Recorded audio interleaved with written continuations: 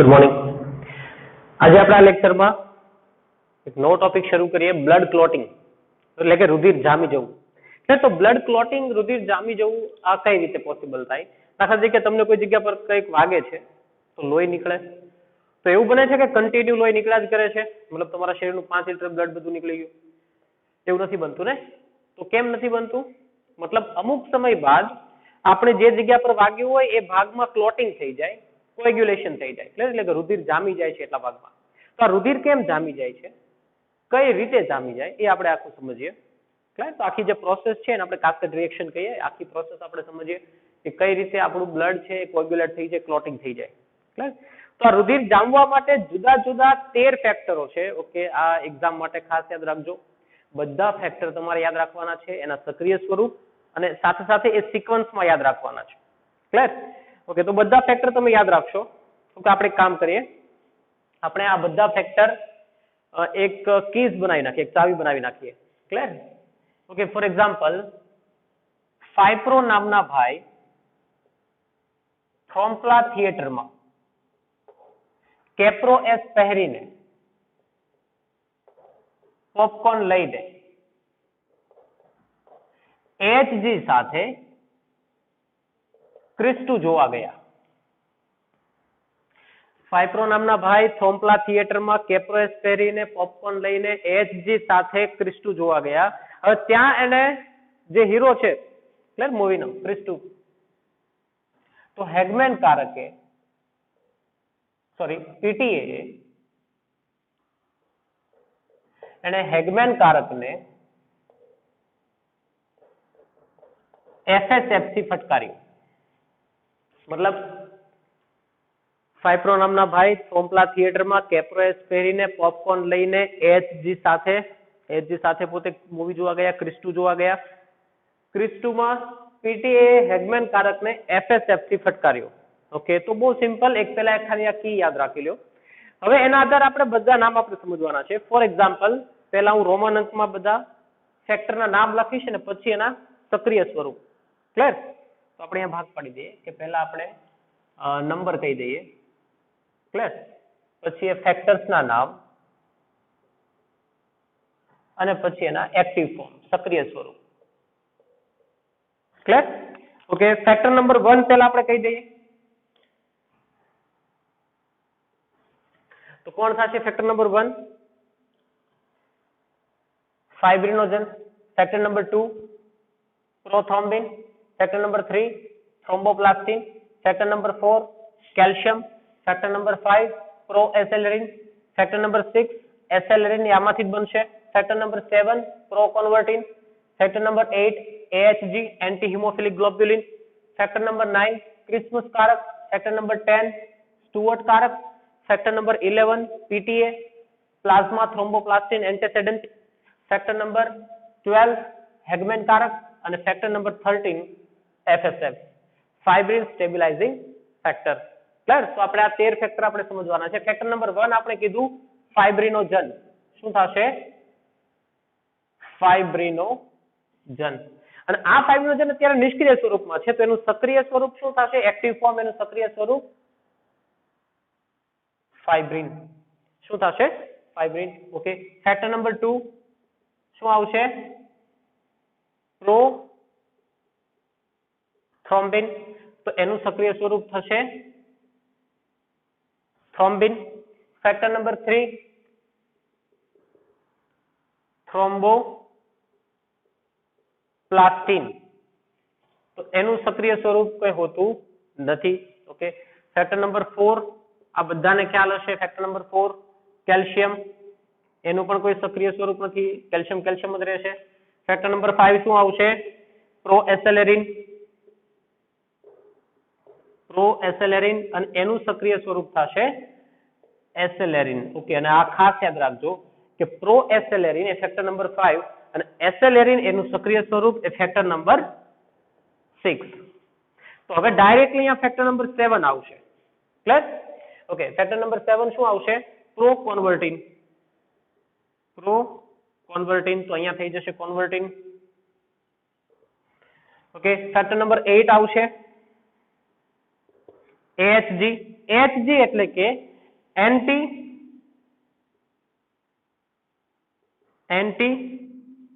હિમોફિલિક ગ્લોબ્યુલિન. તો એનું સક્રિય સ્વરૂપ થશે સક્રિય AHG. સક્રિય AHG. ઓકે, ફેક્ટર નંબર 9 શું આવશે?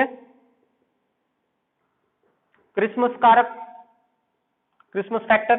તો એનું સક્રિય સ્વરૂપ શું થશે? સક્રિય ક્રિસ્મસ કારક. સક્રિય ક્રિસ્મસ કારક. ત્યાર પછી ફેક્ટર નંબર 10 સ્ટુઅર્ટ કારક. એનું સક્રિય સ્વરૂપ સક્રિય સ્ટુઅર્ટ કારક.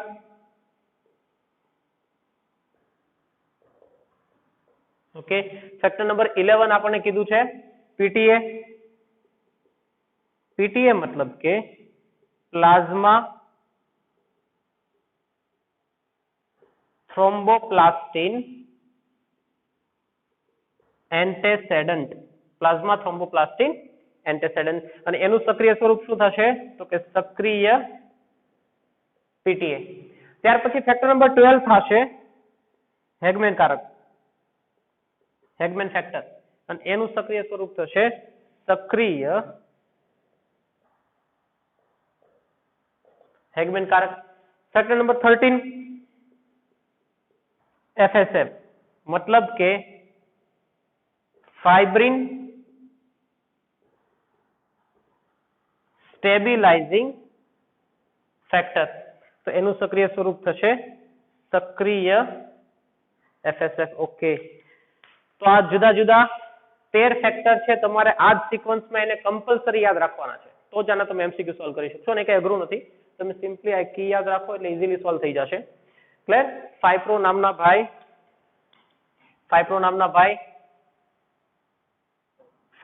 ફાઇબ્રોજન અને પ્રોથ્રોમ્બિન. ફાઇપ્રો નામના ભાઈ થ્રોમ્પલા થિયેટરમાં કે પ્રોએસ પહેરીને, અને અહીંયા એસએલએન યાદ રાખજો, કે પ્રોએસ પહેરીને પોપકોર્ન લઈને AHG સાથે ક્રિસ2 જોવા ગયા. એમાં પીટીએ એ હેગમેન કારકને FSF થી ફટકાર્યો.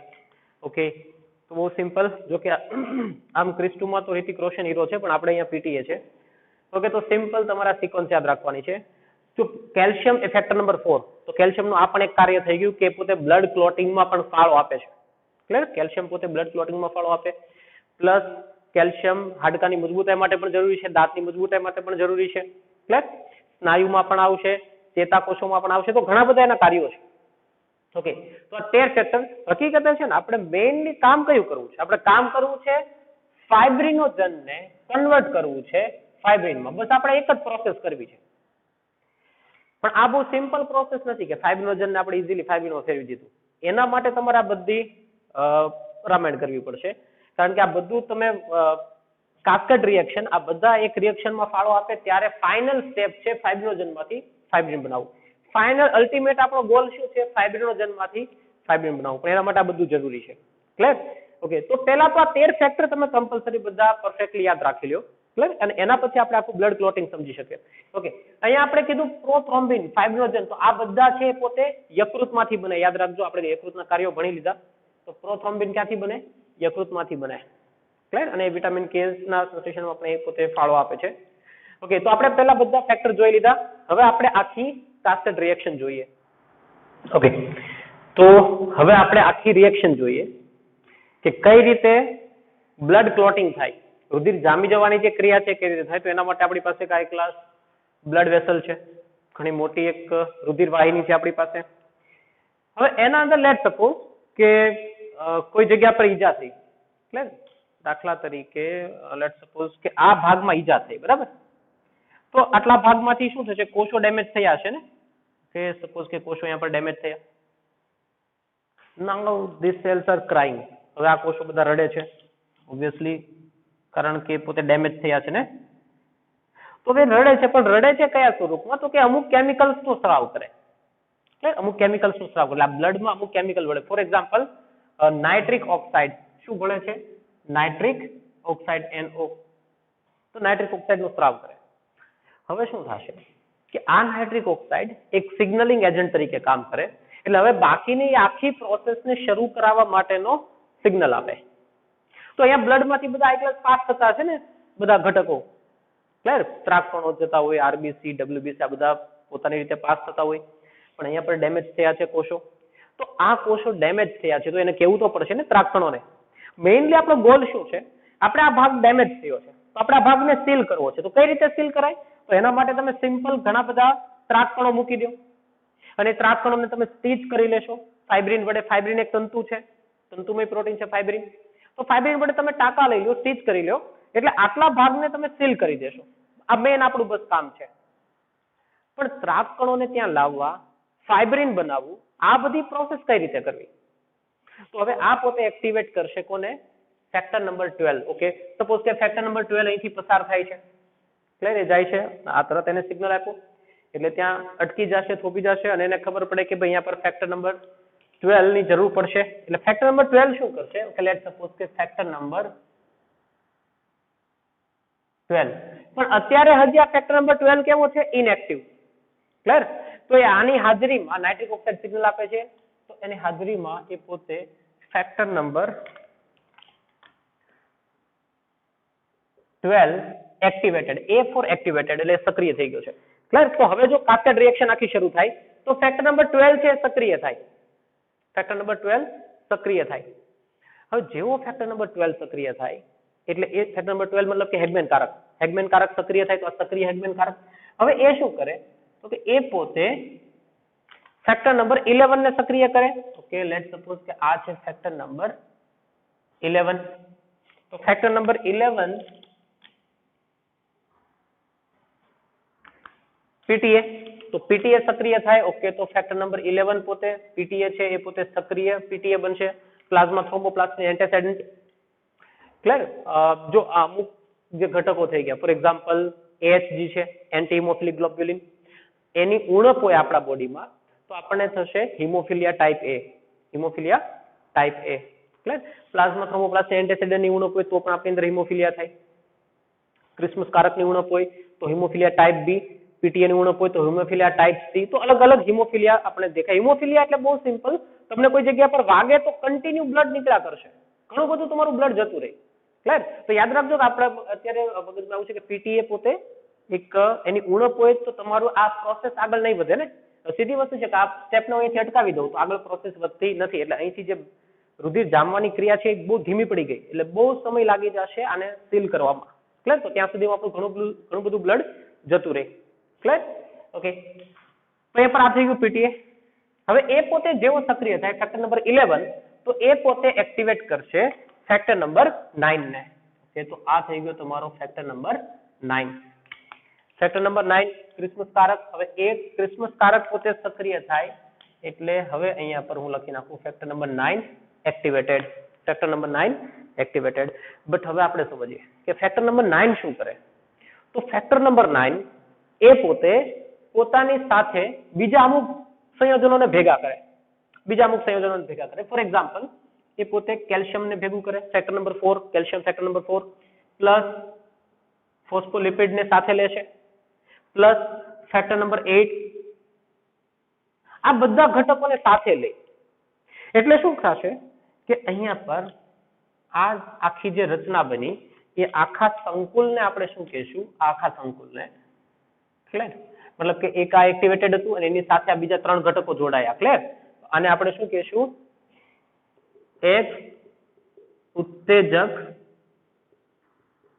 સંકુલ શું કહેવાય એક્સ ઉત્તેજક સંકુલ એક્સ મતલબ કે ફેક્ટર નંબર 10 તો હવે આ આખું સંકુલ ભેગું થાય તો ફોસ્ફોલિપિડ આ યાદ રાખજો ફોસ્ફોલિપિડ નો ફાળો અહીંયા છે phospholipid calcium factor number 8 factor number 9 આ ફેક્ટર નંબર 9 એક્ટિવેટેડ આ બધા ભેગા થાય એટલે એક્સ ઉત્તેજક સંકુલ અને એ શું કરે એ ફેક્ટર નંબર 10 ને એક્ટિવેટ કરે ઓકે લેટ્સ સપોઝ કે આ ફેક્ટર નંબર 10 એક્ટિવેટ થાય એટલે હવે એ બનશે ફેક્ટર નંબર 10 એક્ટિવેટેડ ક્લિયર આપણે આની જરૂર હતી ફેક્ટર નંબર 10 એક્ટિવેટ કરવાની ઓકે હવે આ પાથવે ફોલો ક્યારે થયું તો કે જ્યારે અહીંયા ઈજા થઈ મતલબ કે અંદર બ્લડ વેસલ સપોઝ કે અંદરથી કોઈ ઘટક પસાર થાય છે અને ઘટક અહીંયા પર ચીરો પાડી દે કોઈ ક્રિસ્ટલ પાસ થાય છે ચીરો પાડી દે તો ત્યાં ઈજા થઈ તો આ પાથવે આખો અંદરથી શરૂ થયો બ્લડમાં અંદરથી શરૂ થયો તો આને આપણે શું કહેશું આને આપણે કહેશું ઇન્ટ્રિન્સિક પાથવે, ઇન્ટ્રિન્સિક પાથવે, આંતરિક માર્ગ આપણે એને કહીશું. બટ લેટ સપોઝ કે અહીંયા ઘણી બધી વખત કેવું થાય કે કોઈ એક્સિડન્ટ થયું કે XYZ કોઈ પણ રીતે કોઈ પેશી હોય, કોઈ પેથોજન્સ ના લીધે કોઈ પેશી ડેમેજ થાય, રુધિર વાહિનીની બાજુમાં પેશી હોય એ ડેમેજ થઈ અને એના લીધે અહીંયા પણ સપોઝ કે ડેમેજ થયું છે બ્લડ વેસલમાં, તો પેશી પોતે અહીંયા હું કહી દઉં કે આ ટિશ્યુ, આ પેશી એમાંથી પણ સ્ત્રાવ થાય અને પેશીમાંથી સ્ત્રાવ થશે પેશીય થ્રોમ્બોપ્લાસ્ટિન. કોનો સ્ત્રાવ થાય? પેશીય થ્રોમ્બોપ્લાસ્ટિન. ફેક્ટર નંબર 3 પેશીય થ્રોમ્બોપ્લાસ્ટિન. બટ આ પેશીય થ્રોમ્બોપ્લાસ્ટિન તો હવે અહીંયા જો આ બહારથી થયું, પેશીય થ્રોમ્બોપ્લાસ્ટિન ક્યાંથી આવ્યું? પેશીમાંથી આવ્યું, એટલે બહારથી આવ્યો છે. તો આ જે પાથવે શરૂ થશે, આ પાથવેને આપણે શું કહેશું? એક્સ્ટ્રિન્સિક પાથવે. એક્સ્ટ્રિન્સિક પાથવે. ઓકે, એક વસ્તુ મગજમાં ફિટ રાખજો, હજી આ પાથવે આપણો અધૂરો છે, હજી બ્લડ ક્લોટ નથી કર્યું ને, હજી આપણે અહીંયા એટલું શું સમજ્યા? ઇન્ટ્રિન્સિક પાથવે. અહીંયા આપણે જોઈએ એક્સ્ટ્રિન્સિક પાથવે. એવું નથી કે બંને સાથે ફોલો થાય, કોઈ એક ફોલો થાય તો પણ ચાલે. ક્લિયર? મતલબ આપણે શું કરવાનું છે? આપણે આ પાથવેને પણ અહીંયા જોડવાનો છે. ક્લિયર? એટલા માટે હું સાથે સાથે ભણાવું છું. ઓકે, તો પેશીય થ્રોમ્બોપ્લાસ્ટિન શું કરે? એ પોતે ફેક્ટર નંબર 7 પ્રોકોન્વર્ટિન એને એક્ટિવેટ કરે, તો ફેક્ટર નંબર 7 પોતે એક્ટિવેટ થાય. અને હવે આ ફેક્ટર નંબર 7 કે જે એક્ટિવેટ થયેલો છે એ પોતે અહીંયા આવશે અને એ પોતે શું કામ કરશે? તો કે એ પણ પોતે એક ઉત્તેજક સંકુલનું કામ કરે. એટલે ફેક્ટર નંબર 7 એક્ટિવેટેડ 7 સક્રિય ફેક્ટર નંબર 7 એ પોતે 10 ને એક્ટિવેટ કરી શકે, સ્ટુઅર્ટ કારકને એક્ટિવેટ કરી શકે. તો અહીંયા તમે જુઓ કે પાથવે બે રીતે ફોલો થયા. એક આ બાહ્ય માર્ગથી થયો અને એક આ પોતે આંતરિક માર્ગથી ફોલો થાય. પણ હવે પછીનો સ્ટેપ કોમન છે. ક્લિયર? અહીંયા સુધીના બે સ્ટેપ હતા. અહીંયાથી બે રીતે પાથવે હતા, એક એક્સ્ટ્રિન્સિક પાથવે અને એક ઇન્ટ્રિન્સિક પાથવે. પણ હવે પછીનો પાથવે કોમન છે. હવે બંનેમાં સેમ ફોલો થશે. હવે સપોઝ કે તમારી પાસે ફેક્ટર નંબર 10 એક્ટિવેટ થઈ ગયું છે, ફેક્ટર નંબર 10 એક્ટિવેટ થઈ ગયું, તો હવે એ શું કરે? તો ફેક્ટર નંબર 10 એ પોતે ફરીથી પાછું કેલ્શિયમ, ફોસ્ફોલિપિડ અને ફેક્ટર નંબર 6 એસેલેરિન એની સાથે જોડાય અને અહીંયા પર એક નવું સંકુલ બનાવશે. ક્લિયર? એ પોતે આખું એક નવું સંકુલ બનાવશે, એને આપણે કહીશું થ્રોમ્બોપ્લાસ્ટિન અથવા તો બીજું નામ છે જે એનસીઆરટી માં આપ્યું છે થ્રોમ્બોકાઇનેઝ. અને એનસીઆરટી માં શું નામ આપ્યું છે? થ્રોમ્બોકાઇનેઝ. તો યાદ રાખજો, થ્રોમ્બોપ્લાસ્ટિન અથવા તો થ્રોમ્બોકાઇનેઝ. ઓકે, થ્રોમ્બોકાઇનેઝ એ શું કરે? તો કે પ્રોથ્રોમ્બિન ને થ્રોમ્બિન માં કન્વર્ટ કરે. ઓકે, પ્રોથ્રોમ્બિન મતલબ કે ફેક્ટર નંબર 2 એ કન્વર્ટ થશે અને ફેક્ટર નંબર 2 એક્ટિવેટેડ. ઓકે, મતલબ કે આ શું બની ગયું હવે? થ્રોમ્બિન. તો થ્રોમ્બોકાઇનેઝ, આ આખાને શું કહેશું હવે? થ્રોમ્બોકાઇનેઝ અથવા તો થ્રોમ્બોપ્લાસ્ટિન, ફેક્ટર નંબર 3. તો થ્રોમ્બોકાઇનેઝ એ પોતે 2 ને એક્ટિવેટ કરે એટલે કે થ્રોમ્બિન માં બનાવે. ઓકે, યાદ રાખજો કે આ થ્રોમ્બિન પોતે ઉત્સેચક છે. એનસીઆરટી માં બહુ ક્લિયરલી કીધું છે થ્રોમ્બિન એન્ઝાઇમ. તો થ્રોમ્બિન પોતે ઉત્સેચક છે. તો આ થ્રોમ્બિન ઉત્સેચક તમારી પાસે આવી ગયો, સક્રિય છે થ્રોમ્બિન ઉત્સેચક. હવે થ્રોમ્બિન છે શું કરશે? તો કે ફાઇબ્રિનોજનને ફાઇબ્રિનમાં ફેરવે. લેટ સપોઝ હવે ફાઇનલી આવે છે તમારું ફેક્ટર નંબર 1 ફાઇબ્રિનોજન અને એને સક્રિય કરશે ફેક્ટર નંબર 1 એક્ટિવેટેડ. બટ હજી પ્રોબ્લેમ છે. ફેક્ટર નંબર 1 આ કેવું હતું? એ દ્રાવ્ય હતું, એ સોલ્યુબલ હતું. અને તમારે કેવું બનાવવાનું છે? એકદમ મજબૂત અને ઇનસોલ્યુબલ. તો આ અદ્રાવ્ય બન્યું. પણ હજી આ પૂરેપૂરું સક્રિય નથી. તો એને સક્રિય કરવા માટે હજી તમારી પાસે અહીંયા જરૂર પડશે ફેક્ટર નંબર 13 ફાઇબ્રિન સ્ટેબિલાઇઝિંગ ફેક્ટર. તો આ ફાઇબ્રિન તો બની ગયું, આ ફાઇબ્રિનોજન એ શેમાં કન્વર્ટ થઈ ગયું? ફાઇબ્રિનમાં. તો ફાઇબ્રિન બની ગયું, પણ એને એક્ટિવેટ કરવા માટે ફેક્ટર નંબર 13 એક્ટિવેટેડ હું લખું છું ડાયરેક્ટલી. ફેક્ટર નંબર 13 એક્ટિવેટેડ મતલબ કે FSF એ ફાઇબ્રિનને હજી સ્ટેબિલાઇઝ કરશે, હજી પોતે વધારે સ્થાયી બનાવશે, મજબૂત બનાવશે. તો અહીંયા શું થશે? તો કે આટલા ભાગમાં હવે બીજા ઘણા બધા સપોઝ કે આ ત્રાક કણો આવી ગયા, ત્રાક આકારના.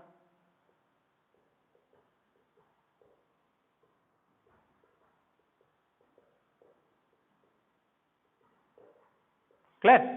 પણ આટલા બધા મેં મૂકી દીધા છે ત્રાકકણોને, પણ એને મારે સ્ટેબલ કઈ રીતે કરવા? તો સ્ટેબલ હવે કોના વડે થશે? ફાઇબ્રિન વડે.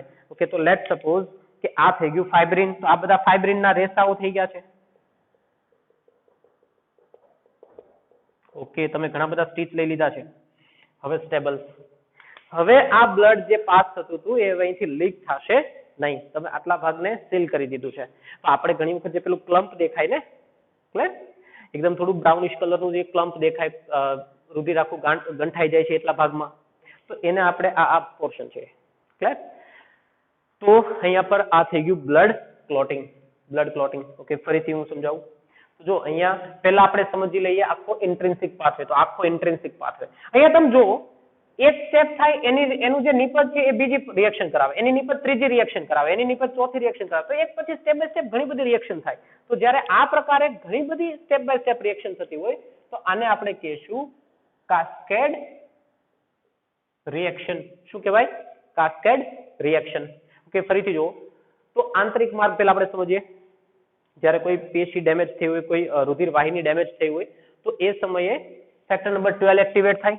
એ પોતે ફેક્ટર નંબર 11 ને એક્ટિવેટ કરે, એ ફેક્ટર નંબર 9 ને એક્ટિવેટ કરે, અને ફેક્ટર નંબર એક્ટિવેટેડ 9 મતલબ કે સક્રિય ક્રિસ્મસ કારક એ કેલ્શિયમ એટલે કે ફેક્ટર નંબર 4, ફોસ્ફોલિપિડ અને ફેક્ટર નંબર 8 ને સાથે જોડાય અને શું બનાવે? એક્સ ઉત્તેજક સંકુલ. હવે આ એક્સ ઉત્તેજક સંકુલ એ એક્સ ને એક્ટિવેટ કરે, ઉત્તેજિત કરે, મતલબ કે ફેક્ટર નંબર 10 ને એક્ટિવેટ કરે. તો સક્રિય સ્ટુઅર્ટ કારક plus calcium plus phospholipid plus factor number 6 એસેલેરિન આ બધા જોડાય એટલે શું બનાવે? થ્રોમ્બોપ્લાસ્ટિન અથવા તો થ્રોમ્બોકાઇનેઝ. અને થ્રોમ્બોકાઇનેઝ એ ફેક્ટર નંબર 2 ને એક્ટિવેટ કરે. પ્રોથ્રોમ્બિન એક્ટિવેટ કરે એટલે થ્રોમ્બિન બને. આ થ્રોમ્બિન ઉત્સેચક છે, યાદ રાખજો. પ્રોથ્રોમ્બિન ક્યાંથી બન્યું? લીવરમાંથી, યકૃતમાંથી.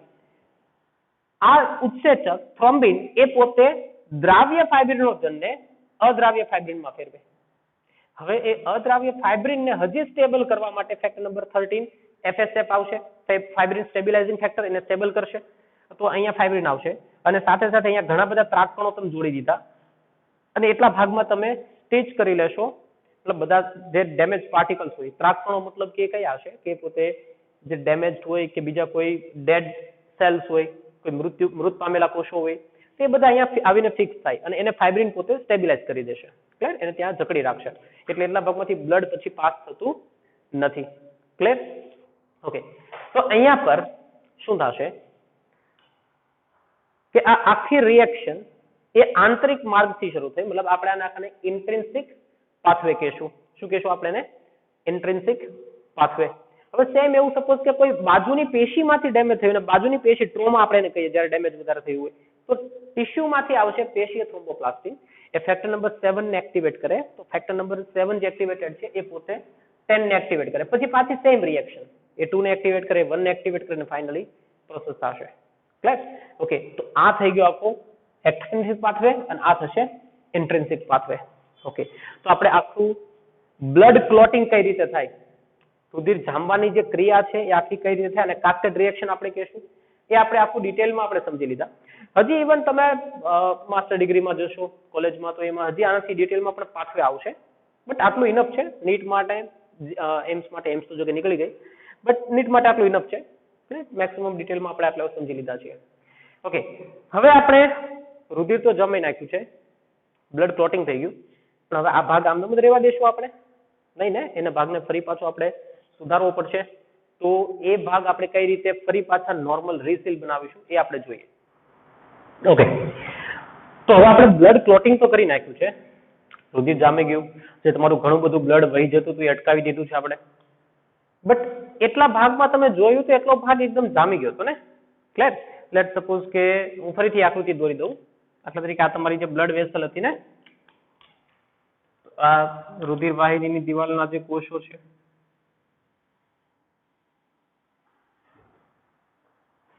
ઓકે,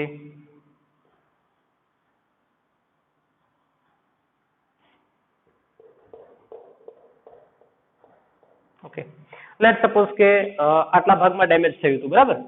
આટલા ભાગમાં, તો એટલા ભાગમાં તમે ઘણા બધા ત્રાકકણો જોડી દીધા અને ત્રાકકણોને ત્યાં ફિક્સ કરવા માટે તમે શેનો ઉપયોગ કર્યો હતો?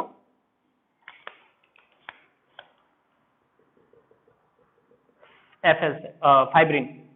ફાઇબ્રિન નો આપણે ઉપયોગ કર્યો અને આટલા ભાગને તમે સીલ કરી દીધું છે. ઓકે, અહીંયા સુધી આપણે ભણી લીધા.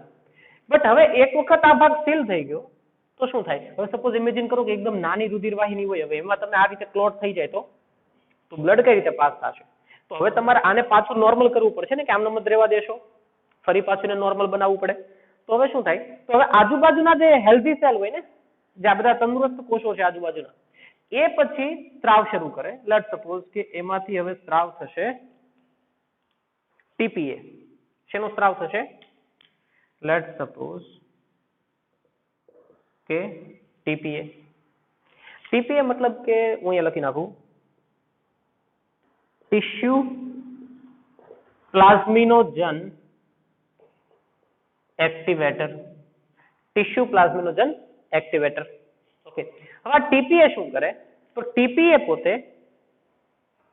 અહીંયા પર એ પ્લાઝમિનોજન ને એક્ટિવેટ કરે. એ પોતે પ્લાઝમિનોજન ને એક્ટિવેટ કરે અને એને પ્લાઝમિનમાં ફેરવશે. શેમાં ફેરવશે? પ્લાઝમિન પ્રોટીનમાં.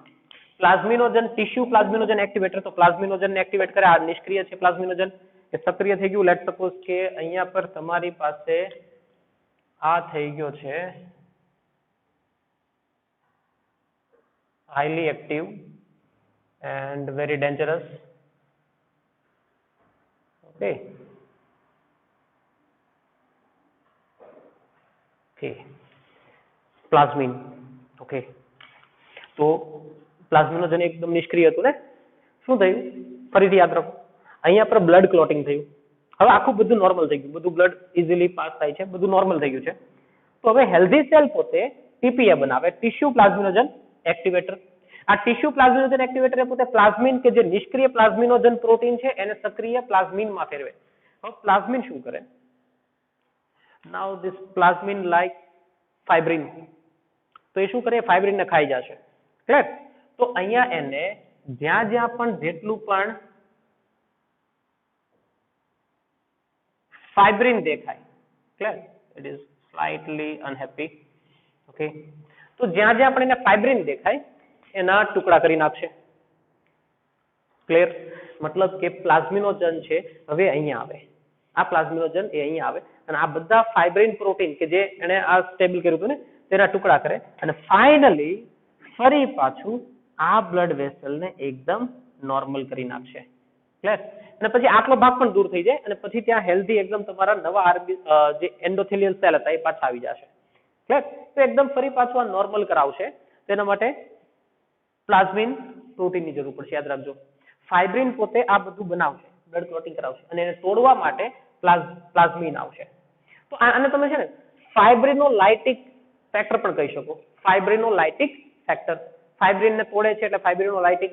ક્લિયર? ઓકે, હવે આપણે જોઈએ કેટલાક એન્ટીકોગ્યુલન્ટ. એન્ટીકોગ્યુલન્ટ મતલબ કે રુધિરને જામી જતા અટકાવે. અત્યાર સુધી આપણે પ્રોસેસ ભણ્યા કે રુધિર કઈ રીતે જામે.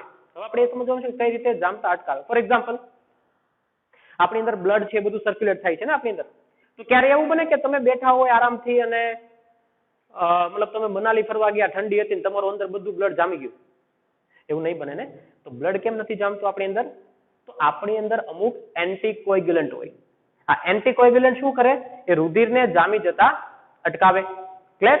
ઓકે, ફોર એક્ઝામ્પલ આપણી અંદર કયું છે આમાંથી? હેરોડિન.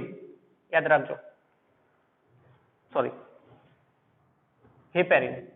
મેં બીજાનું લઈ લીધું, જળા પાસેથી લઈ લીધું. ઓકે, તો શું આવશે? હેપેરિન. હેપેરિન પોતે આપણી અંદર હોય. હેપેરિન શું કરે? એ જે આપણે એક ઉત્તેજક સંકુલ બનાવ્યું હતું ને એને બનવા નહીં દે, એને બ્રેક કરી નાખશે. એટલે હેપેરિન તમારા બ્લડ વેસલમાં ઓલરેડી પ્રેઝન્ટ હોય. એટલે હેપેરિન કોઈ પણ જગ્યા પર બને ત્યાં, કોઈ પણ જગ્યા પર એ જે બ્લડ ક્લોટિંગની પ્રોસેસ હતી એને અટકાવવાનું કામ કરે. પણ જે જગ્યા પર બ્લડ વેસલ ડેમેજ થઈ હોય, ઈજા થઈ છે, માત્ર એટલા ભાગમાં જ પોતે જે આખી જે કાસ્કેડ રિએક્શન હતી બ્લડ ક્લોટિંગની રિએક્શન એને સ્ટોપ નહીં કરે, એને અટકાવશે નહીં. એટલા ભાગમાં જ ખાલી એ બ્લડ ક્લોટિંગની રિએક્શન થવા દેશે. બાકી આખા બ્લડમાં ગમે ત્યાં એ બ્લડ ક્લોટિંગને અટકાવશે. એટલા માટે તમારું બ્લડ છે ક્યારેય જામતું નથી, મતલબ ફરતું રહે છે ને, એકદમ લિક્વિડ છે.